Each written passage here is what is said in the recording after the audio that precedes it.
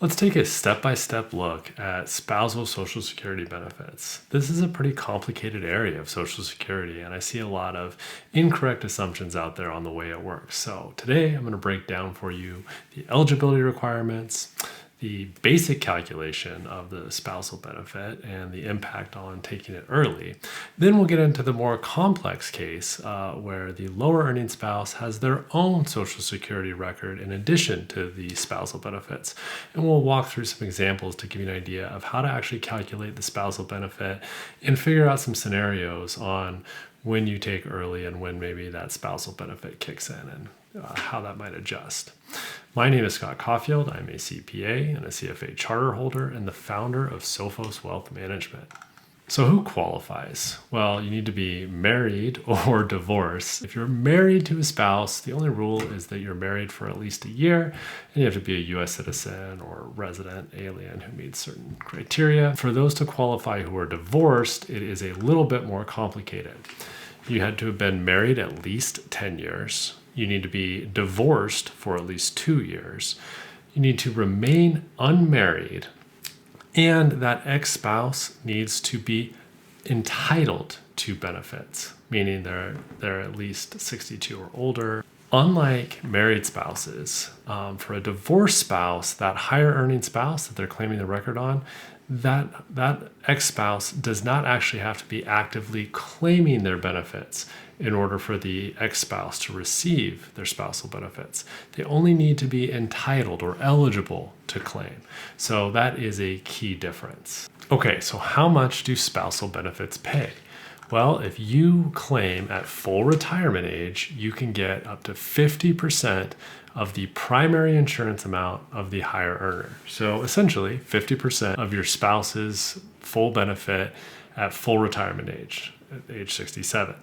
Now, if you take early, that is going to be reduced. So you can see if you claim at age 67, I'm assuming 67 full retirement age, you're going to get 50%.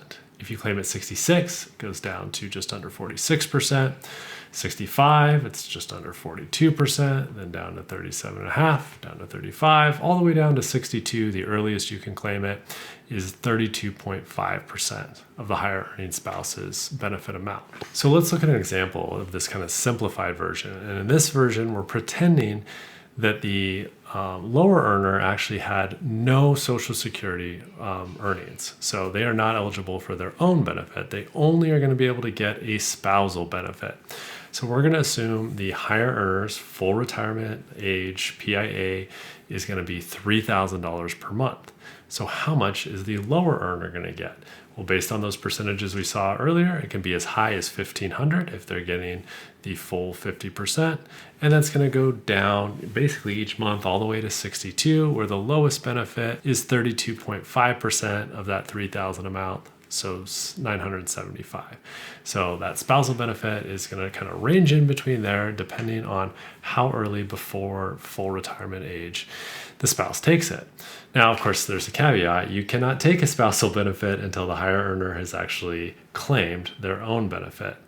Also, it's worth noting there's no increase in the benefit for delaying past 67. So for a spousal benefit, no point in delaying that thing. Now let's talk about spousal benefits when you have your own work history and you're entitled to your own Social Security benefit. So when you have both of these benefits, your own benefit and a spousal benefit, Social Security Administration considers this a dual entitlement because there's two different components.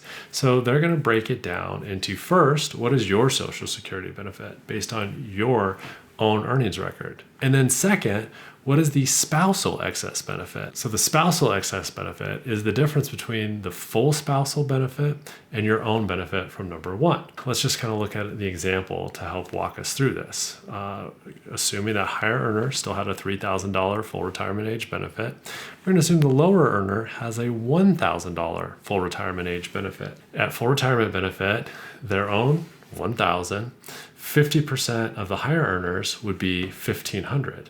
So the difference between $1,500 and $1,000 is the spousal excess, $500. This is important because if the lower earning spouse wants to claim early, but the higher earner spouse is not actually eligible for the spousal benefit yet, it's going to do different things to the calculation. So this next table I put together gives you an idea of what percentage of the benefits you're going to get based on when you claim. So again, if you claim, the spouse claims at 67, you're going to get 100% of your own benefit.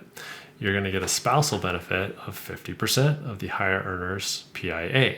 So the percentage of the spousal excess you get is 100%. So in the prior example, your spousal excess was 500, you're going to get all 100% of that $500. If you were to claim at 66, well, then you're getting 93.33% of your own benefit and 45.83% of the spousal benefit.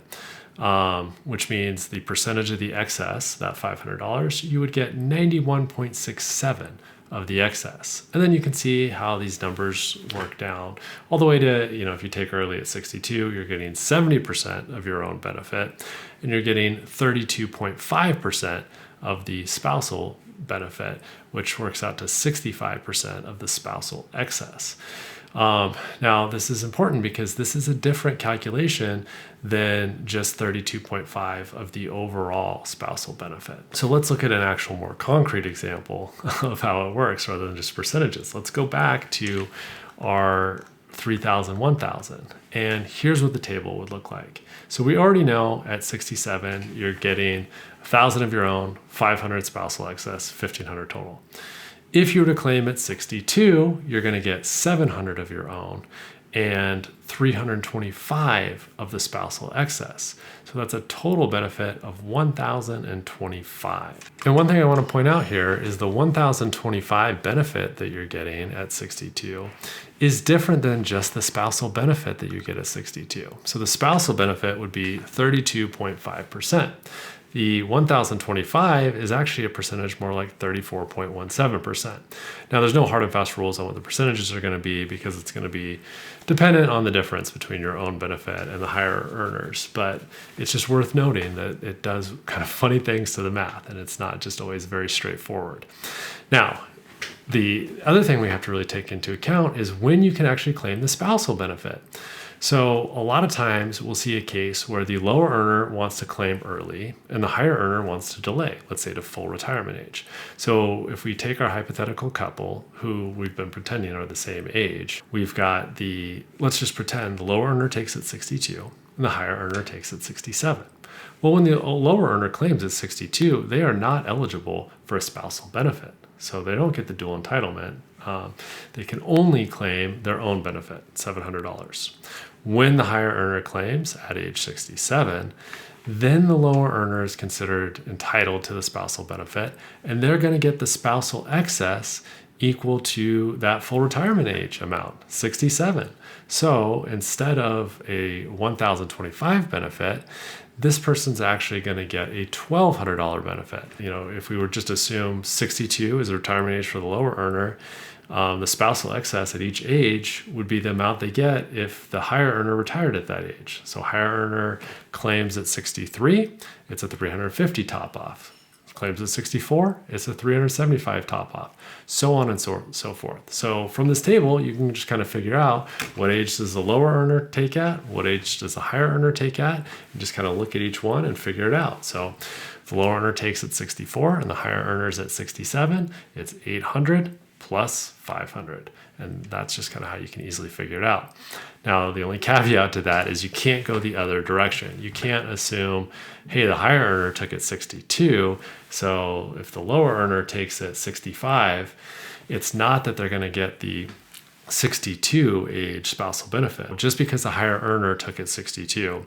If the lower earner delays till 65, then they're going to get the spousal benefit at that 65 age. So it would be the 416.67 in this case. A common strategy is for the higher earner to delay to full retirement age.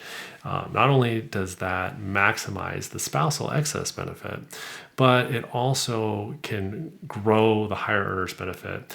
And that's kind of beneficial because if the higher earner was to pass away, then the spouse is going to get a survivor's benefit equal to the higher earner's full benefit. So growing that to its greatest size is a common strategy that a lot of people like, or at least to grow it until age 67, because the spousal excess benefit is not going to grow at all beyond 67 or full retirement age. That is its maximum.